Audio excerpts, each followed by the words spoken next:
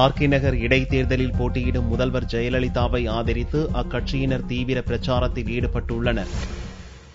RK நகர் இடைத்தேர்தல் வரும் 27ஆம் தேதி நடக்கிறது. இந்த தேர்தலில் அதிமுக சார்பில் முதல்வர் ஜெயலலிதா போட்டியிடுகிறார். அதிமுக தேர்தல் பிரச்சாரத்திற்காக 28 அமைச்சர்கள், 2 எம்எல்ஏக்கள், சென்னை மேயர், துணை மேயர், நிர்வாகிகளை உள்ளடக்கிய 50 பேர் கொண்ட குழு அமைக்கப்பட்டுள்ளது. தேர்தல் பிரச்சார குழுவை அமைத்த நாள் முதல் தினமும் அமைச்சர்கள் தொகுதிக்கு வந்து பிரச்சாரம் செய்து வருகின்றனர். திங்களன்று அமைச்சர் வேலுமணி, துணை சபாநாயகர் பொள்ளாச்சி ஜெயராமன் தலைமையிலான குழுவினர் தீவிர ஓட்டு சேகரிப்பில் ஈடுபட்டனர்.